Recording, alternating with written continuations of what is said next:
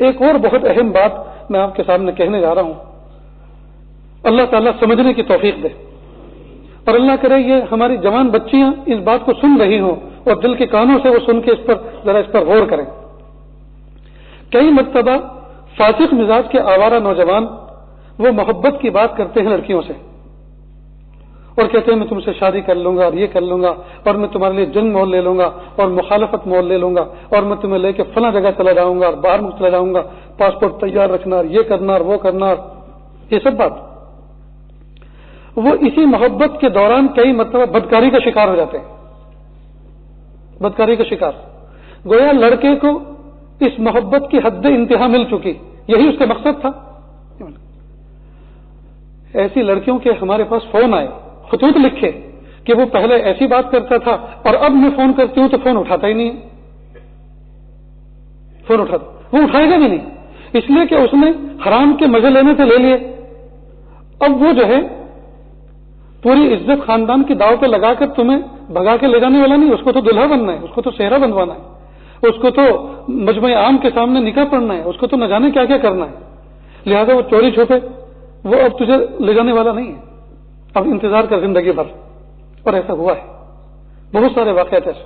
چنانچہ ان کو راستہ بتایا کہ اب اس سب چیزوں کو بھول جاؤ, اللہ تعالیٰ سے سچی پکی توبہ کر لو اور اللہ تعالیٰ سے قدردان شوہر کو مانگو. یہ فاسق تھا, یہ عاشق تھا, فاسق تھا, اور یہ جو کچھ کیا تم نے گناہ کیا, اس پر اللہ سے سچی توبہ کرو اور کچھ نیا اللہ سے ڈھونڈو. نوجوان بچوں سمجھ رہے ہیں, ایسے زندگی میں واقعات آئے دن پیش آ رہے ہیں اور آج تو ہر دن پیش آ رہے ہیں. نیز رشتے ناتوں میں عام طور پر نوجوان بچے جہاں دیکھی بھلی صورت مچل بیٹھے کہ یہ لیں گے, بس صورتوں پہ مر رہے ہیں, صورتوں پہ مر رہے ہیں. اور جب کبھی وہاں سے جواب جو ہے, جہاں منگنی کے لیے رشتے کے لیے پیغام بھیجا, جہاں سے وہاں سے نامی جواب آیا, نفی میں جواب آیا, اب یہ مارا کھدیڑا پھرتا ہے, سوچتا ہے اب کیا ہوگا, اب کیا ہوگا. اب سوچتا ہے کہ دنیا میں اس حور پری کے علاوہ کوئی ہے ہی نہیں, کوئی لڑکی نام کی کوئی چیز ہے ہی نہیں. اور پھر وہ جو ہے تعویذ گنڈوں کی شکل میں اس کے پیچھے پڑتا ہے کئی مرتبہ, اور کئی مرتبہ ایسے ایسے کام کرتا ہے, سوچتا ہے کہ میں بھگا کے لے جاؤں, سوچتا ہے کہ میں عزت داؤ پہ لگا دوں, اور کئی مرتبہ اپنی جان کو ہلاکت میں ڈالتا ہے, انتہائی قدم اٹھاتا ہے. یہ سب غلط ہے. اس لیے ایک دعا کرنی چاہیے. جب بھی کبھی ایسا موقع ہو تو ایک دعا کریں, پیارے اللہ فلاں خاندان کے اندر میں رشتہ کرنا چاہتا ہوں, رب کریم اگر آپ کے علم میں وہ میرے حق میں بہتر ہے تو اللہ عافیت کے ساتھ عطا فرما دیجیے, عزتوں کے ساتھ, عزتوں کے ساتھ, عافیت کے ساتھ, یعنی بھگا کے نہ لے جانا پڑے, سمجھ گئے نا, عزتوں کے ساتھ, عافیت کے ساتھ, مجمع عام میں نکاح ہو, ولیمہ ہو, سنت کے مطابق ہو سب. یا اللہ جہاں میں رشتہ کرنا چاہ رہا ہوں, اللہ اگر آپ کے علم میں وہ بچی میرے حق میں بہتر ہے تو اللہ عافیت کے ساتھ عطا فرما دیجیے, اور اگر میرے حق میں بہتر نہیں ہے تو اس کو مجھ سے بہتر دے دیجیے اور مجھے اس سے بہتر دے دیجیے, اور اس کی تمنا کو بھی دل سے نکال دیجیے, اس لیے کہ وہ تمنا رہے گی تو پریشان ہوگا ہمیشہ, چاہے شادی ہو کیوں نہ جائے. سمجھ رہے ہیں, دعا کا مضمون یاد رہے گا. اس طرح سے دعا کریں. کئی مرتبہ نہیں ملتی تو دشمنی پہ آ جاتا ہے اور بد دعا کرتا ہے, اللہ اس کے ٹانگ ٹوٹ جائے تو اچھا ہے, اس کا چہرہ مسخ ہو جائے تو اچھا ہے, وہ مر جائے تو اچھا ہے. بھائی کسی کی بیٹی کے تم بد دعا کرنے کی کیا حقدار ہو, کتنی بری بات ہے. تو یہ جو عشق و مستی کی شادیاں ہیں 100% ناکام.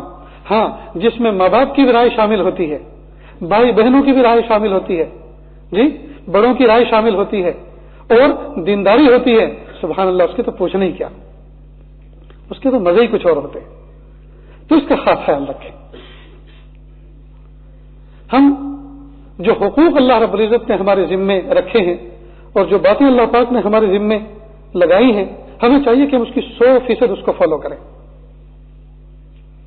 نیز دیکھا یہ گیا ہے کہ نکاح کے بعد جو پہلا مہینہ جیسا گزرتا ہے, میاں بیوی کے اوپر تقریباً چھاپ جیسی لگ جاتی ہے, کیونکہ ایک دوسرے کو سمجھ لیتے ہیں نا کہ یہ ایسے ہیں, بس اب تو ایسی زندگی گزرنی. اس لیے ایک تو بیعت کے بعد آدمی کی اصلاح شروع ہوتی ہے,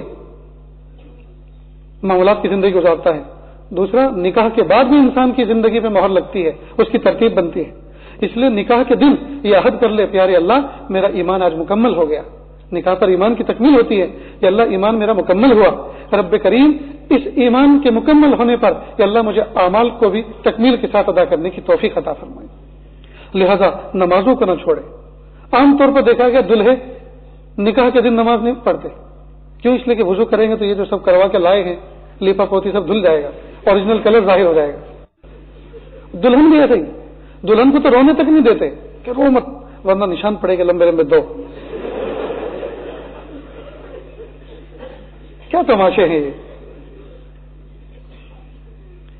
ہمارے ایک بزرگ ہیں، مربی ہیں، ان کی آخری ایک بیٹی تھی، ان کا نکاح تھا۔ جس لڑکے سے بات ہوئی، بات طے ہو گئی، اس نے اپنے ماں باپ کو بھیجا تو ماں باپ نے کہا کہ گھر میں سے عورتیں بچی کو دیکھنا چاہتی ہیں۔ کہا آج نہیں، آج تو آپ میرے یہاں آئے ہوئے ہو، آج مت بھیجنا، اور جس دن بھی بھیجو کہہ کے مت بھیجنا، اچانک بھیجنا۔ تو میں نے ان سے پوچھا کہ یہ کیا حکمت تھی آپ کی؟ کہا ظاہر ہے کہ اگر وہ پہلے سے ڈیٹ طے کر کے آئے تو گھر میں کچھ کھانا وانا پکے گا، جب کھانا پکے گا تو بچی کو پتہ چلے گا کہ کیوں کھانا پک رہا ہے، تو وہ کچھ میک اپ کرے گی، وہ کچھ اچھے کپڑے پہنے گی۔ اب جو عورتیں دیکھ کے جائیں گی تو اس میں بچی کی ریئلٹی اور حقیقت بھی ظاہر ہو سکتی، ایک مجاز ظاہر ہوگا الگ سے، اس لیے کہ آج جو چہرہ یہ اوریجنل نہیں ہے، اس پہ میک اپ چڑھا ہوا ہے، سمجھ گئے؟ تو اور وہ آج پسند کر کے جائیں گے، اور جب وہ بچی وہاں رہے گی اور پھر اوریجنل شکل میں رہے گی تو کہیں گے کیا اس دن تو بڑی حور پری لگ رہی تھی، اب یہ تو ایسی تو نہیں ہے۔ تو یہ اعتماد کا دھوکہ ہوگا۔ اس لیے میں چاہتا ہوں کہ وہ دیکھیں تو اس کو اوریجنل حالت میں دیکھیں، اور میری طرف سے دھوکہ دینے والے میں میرا شمار نہ ہو۔ یہ کوئی معمولی بات نہیں ہے، بہت بڑے ضرف کی بات ہے۔ اور کہا اللہ کا شکر ہے کہ وہ آج آئیں یا کل آئیں، یہ دن طے کر کے آئیں۔ ہمارے یہاں تو جی 8 پہر ایک سے ہی ہوتے ہیں، سارے دن ہمارے ایسے ہی ہوتے ہیں۔ تو یہ ایک سبق دیا انہوں نے۔ عام طور پہ یہ ہوتا ہے، لڑکے دیکھنے جاتے ہیں تو کئی گھنٹے پہلے سے بیوٹی پارلر میں چلے جاتے ہیں اور وہاں جا کے لیپا پوتی کروا کے آتے ہیں، تو اس دن ہو گیا اوریجنل دکھتے ہی نہیں۔ تو جس دن نکاح ہو عام طور پہ نوجوان بچے نماز نہیں پڑھتے، کیوں؟ ایک تو یہ کہ جو آئرن کروا کے آئے کپڑوں کی ان کی اس میں اسکریچ پڑتی ہیں، ان کی استری ٹوٹتی ہے۔ دوسرا یہ کہ چہرہ دھل جائے گا تو جو کچھ میک اپ کر کے آئے وہ اتر جائے گا۔ کتنی بری بات ہے! اللہ تعالیٰ کے احکام کو توڑ کے ہم کامیاب زندگی میں آج قدم رکھ رہے ہیں، کبھی کامیابی نہیں مل سکتی۔ جس کی ابتدا اس طرح سے ہو، اللہ کی ناراضگی پر ہو، اس میں کامیابی کیسے؟ جس کا پہلا قدم غلط تو آخری قدم بھی غلط ہوگا پھر۔ اس لیے کوشش اس بات کی کریں، نمازوں کا اہتمام، نیز رات کو جلدی سونے کا معمول بنائیں۔ عام طور پر جس دن رخصتی ہوتی ہے رات کو 2 بجے 3 بجے سونے کے لیے گئے، اب وہ اٹھیں گے کب؟ وہ اٹھیں گے کب؟ بات کب کریں گے؟ لہذا کوشش اس بات کی کرے کہ جلدی سے سونے کا ماحول بنے۔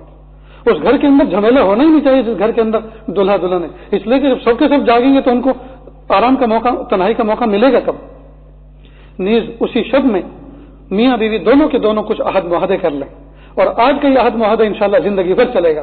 اس میں یہ کہ دیکھو آپ مجھے نیکی طاعت پر ابھاریں، میں آپ کے لیے معاون مددگار بنوں گا، اور ہم اس پر عہد کرتے ہیں اور اللہ سے دعا کرتے ہیں کہ اللہ پاک ہمیں احکام والی زندگی گزارنے کی توفیق دے، اور کوشش کریں اس بات کی کہ تہجد پڑھیں، اور کوشش کریں اس بات کی کہ شوہر صف اول میں تکبیر اولیٰ کے ساتھ نماز پڑھے۔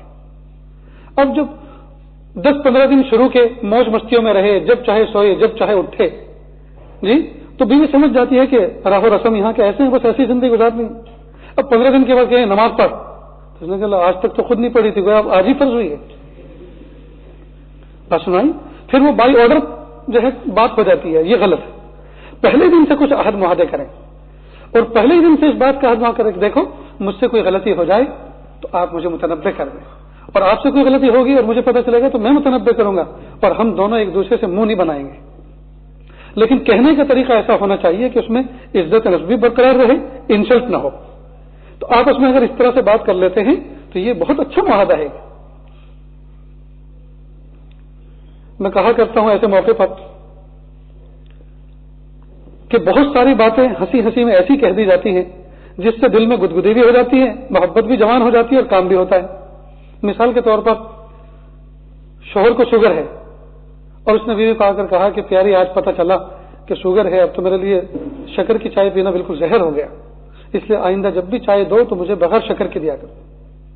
اب 1-2 دن اس نے دی اور تیسرے دن بھول گئی۔ اب جیسے شکر ڈال کے میٹھی چائے وہ لے کر آئی اور آپ نے گھوٹ بھرا، تو آپ اس کو ایک تو یہ ہے کہ آپ منفی انداز سے بات کریں کہ مار دے مجھے، زہر دے دے۔ اب وہ سمجھی نہیں کہ کیا بات، دیکھ کتنی میٹھی ہے، تو کہو معاف کرنا غلطی ہو گئی۔ اب وہ گئی، اب اس نے ریپیئر تو کر دیا اس کو، یعنی دوسری بنا دی، وہ اپنے لیے رکھ لی. لیکن یہ جو جملے تھے نا کہ مار دے مجھے، زہر دے دے مجھے، یہ اس کے دل پہ لگ گئے. یہ سب کہنے کی کیا ضرورت تھی؟ اس سے کسی کا دل ٹوٹ گیا. ٹھیک، آپ کی شوگر تو کم نہیں ہوئی لیکن دل ضرور کسی کا ٹوٹ گیا. دوسرا طریقہ یہی بات کہنے کا مثبت تھا، اور وہ طریقہ یہ تھا کہ جیسے آپ نے ایک گھوٹ چائے پی اور آپ نے محبت بھری نظروں سے اس کو دیکھا. کیا دیکھتے ہو؟ کہ میں نے منع کیا تھا نا کہ تم چائے بنانے کے بعد اس میں اپنی انگلی مت ڈالا کرو. اب یہ انگلی ڈالتے ہو تو میٹھی ہو جاتی اور تم مانی نہیں، پھر انگلی ڈال کے لائی ہو. اوہو معاف کرنا، سوری معاف کرنا. اور وہ واپس لے کر گئی. اب دیکھو بات کی بات ہو گئی اور محبتیں جوان ہو گئی، دل میں گدگدی ہو گئی. ارے کسی کی ہوئی نا، آپ کے تو ہو گئی کہ نہیں تھوڑی دیر. تو پیارے طلبا، محترم مہمانان کرام، ہم اپنے گھر کو ایسا بنائیں، اپنے گھر کو ایسا بنائیں، محبتوں کے ساتھ رہیں. اے شمع تیری زندگی ہے ایک شب، تو اسے ہنس کے گزار دے یا رو کر گزار دے. اللہ پاک نے جو زندگی دی ہے وہ 50 سال 60 سال 70 سال ہمیں عطا فرمائی ہے. کچھ گزر گئی، کچھ باقی ہے. اب اس کو ہم ویسے گزاریں جیسے گزارتے آئے ہیں یا ایسے گزاریں جیسے بتائی جا رہی ہے. اپنے گھر کو محبتوں کا گہوارہ بنائیں. اور یاد رکھیں، بیوی اپنی محبت کا ثبوت چاہتی ہے. بیوی اپنے شوہر سے اپنی محبت کا پروف چاہتی ہے، ثبوت چاہتی ہے. مثلا آپ نے کہا دیکھو پیاری بہت سارے مہمان آ رہے ہیں گھر، 8-10 مہمان ہیں، تو 10-15 آدمیوں کو کھانا آپ بنا لیں. اب اس نے صبح سے لے کے لگ کر شروع ہوئی اور شام کا اس نے کھانا مثلا بنایا، کھانا بنا لیا. اب آپ نے خالی برتن واپس کرنے شروع کیے. اب وہ تھک کے بالکل چور ہے اور آپ نے پھوٹے منہ سے ایک جملہ یہ نہیں کہا کہ کھانا کیسا بنا، تو ایک تو وہ تھی تھکن میں، اب جو ہے وہ آگے بیمار بھی ہو جائے گی. اور اگر برتن لے جاتے ہو آپ نے کہا پیاری اللہ تمہیں جزائے خیر دے، مزہ ہی جو آ گیا، واقعی دل خوش ہو گیا، مہمان تو پلیٹ چاٹتے رہ گئے. اب یہ جو جملہ آپ نے وہاں ٹرانسفر کیے، اندر پہنچائے، اس سے اس کی ساری تھکن دور، کسی وٹامن ٹیبلٹ کی ضرورت نہیں، کوئی کھانے کی ضرورت نہیں، ایک دم سے باغ و بہار. کیوں؟ اس لیے کہ اس کو اس کی محنت کا صلہ مل گیا. جی تعریف کی شکل میں، یاد آ گیا، تعریف کی شکل میں محبت کا صلہ مل گیا. ایک یہ.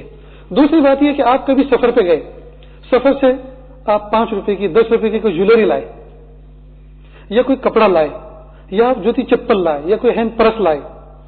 اب جب آپ نے لا کر وہ دیا، وہ تھا تو 100-200 روپے کا مثلاً، لیکن جب آپ نے وہ چیز اس کو پیش کی تو بیوی تنہائی میں چومتی ہے، سینے سے لگاتی ہے، اور وہ اس چیز کے آئینے میں یہ دیکھتی ہے کہ میرا شوہر مجھ سے محبت کرتا ہے. تبھی تو اتنے مصروف ترین اوقات میں بازار میں جا کر، لیڈیز شاپ پہ جا کر وہ میرے لیے یہ چیز لے کر آ، اس کو محبت ہے تبھی تو، ورنہ اگر محبت نہ ہوتی تو کیوں لے کر آتا. اب یہ 100 روپے کی چیز نے آپ کی محبت کا پروف دے دیا اس کو. اب یہ صرف زندگی میں ایک آدھ مرتبہ ہی نہ کریں، یہ بار بار کرنا ہوتا ہے. سمجھ رہے ہیں؟ تو یہ محبت کا پروف جب اس کو پہنچے گا تو اس کے دل میں ہمیشہ اطمینان رہے گا. کئی مرتبہ عورت بوڑھی ہو جاتی ہے لیکن بڑھاپے تک اس کو یہ شک رہتا ہے کہ میرے شوہر کو مجھ سے محبت نہیں، یہ جو ہے زبردستی مجھ سے کسی نے نکاح کرا دیا، ورنہ یہ کسی اور سے نکاح کرنے والا تھا. اتنی بات یاد رہے گی. لہذا اپنی محبت کا پروف دینا چاہیے. نیز اس فون کے زمانے کے اندر اتنی بڑی تباہی آئی ہے، اتنی بڑی تباہی آئی ہے. کئی مرتبہ بیوی کے پاس سے آدمی اٹھ کر چلا جاتا ہے، فون دوسری جگہ سنتا ہے، تو یہ سوچتی ہے اوہو یہ بزنس کی بات تھی تو بزنس میں کوئی گڑبڑی کرنے والے تو ہو نہیں، اور کوئی بھی بات تھی، اب میرے پاس سے دوسری جگہ گیا ہے، اس کا مطلب یہ کہ مجھ سے کوئی بات راز میں رکھی جا رہی ہے. تو اس کو شک یہ ہوتا ہے کہ یہ کسی عورت کا فون ہے اور یہ مجھ سے ہٹ کر کچھ بات کر رہا ہے. یہاں سے بے اطمینانی کی کیفیت شروع ہوتی. تو آدمی کو بتانا چاہیے کہ مجھے ذرا فون تھوڑی دیر سے دور کر کے 1 منٹ سے کہہ دے کہ میرے ایک دوست کا فون ہے، وہ کچھ ذرا پرسنل اپنی کچھ بات کرنا چاہ رہے ہیں، ادھر جا کے بات، کوئی بات، اطمینان ہو گیا. لیکن کہے بغیر چلے جانا، کچھ آنے کے بعد بھی کچھ نہ کہنا، یہ سارے کے سارے اس بات کی علامت ہے. عورت یہ سمجھتی ہے اس کا کسی سے افیئر چل رہا ہے. تو ایک تو نیکی تقوی پہ زندگی گزارے، بیوی کے ساتھ میں پہلی شب میں کچھ عہد معاہدے کر لے، زندگی سلیقے کے ساتھ ڈھنگ کے ساتھ گزارے، بیوی کے تعریف کے کاموں پہ اس کی تعریف کرے، منفی انداز سے بہیو نہ کرے، بات نہ کرے، بلکہ مثبت انداز سے بات کرے. گھر میں کے اندر مہمان ہیں، کام زیادہ بڑا ہوا ہے اس وقت بیوی کے ساتھ پلیٹ فارم پہ خود کھڑا ہو جائے، یعنی کچن میں خود اس کا ساتھ دے. وہ کچھ روٹی بنا رہی ہے، یہ سلاد کاٹ رہا ہے. وہ سالن پکا رہی ہے، یہ فروٹ کاٹ رہا ہے. وہ کچھ برتن جمع کر رہی ہے، یہ نکال رہا ہے. یہ برتن یہ نکال کے دے رہا ہے، وہ سالن اس میں سے نکال رہی ہے سر کر. تو اس طرح سے جو آدمی ساتھ دیتا ہے تو بیوی کے دل میں عظمت بھی شوہر کی آتی ہے، محبت بھی جوان ہوتی ہے. غرض یہ دوستو، یہ ازدواجی جو زندگی ہے یہ کوئی ہنسی کھیل نہیں ہے. جب 2 کلمے آدمی نے ایجاب و قبول کی کہہ دی، اس کے بعد سے ایک لامتناہی سلسلہ شروع ہوتا ہے. لامتناہی ایک سلسلہ شروع ہوتا ہے، ہر قدم پر نبھانا ہوتا ہے. اولاد کے ہونے سے پہلے کیسے زندگی گزارنی، جوائنٹ فیملی میں کس طرح سے زندگی گزارنی، انفرادی طور پہ کس طرح سے زندگی گزارنی، اولاد ہونے کے بعد دونوں کو کس طرح سے زندگی گزارنی، اب میکے والوں کے ساتھ سسرال والوں کے ساتھ کس طرح کا رشتہ اور تعلق برقرار رکھنا. کئی مرتبہ شوہر بیوی پہ اتنی سخت پابندی لگا کر خبردار اپنے ماں باپ کو فون کیا تھا، اور خود اپنے ماں باپ سے دن میں 3 مرتبہ کرتا ہے اور اس کو مہینے پہ 1 مرتبہ نہیں کرنے دیتا. دوستو یہ ظلم نہیں تو اور کیا ہے. اور خاص طور سے جو لوگ اپنی بیویوں کو پردیس لے کر آتے ہیں وہ وہاں پردیس میں ظلم کرتے ہیں.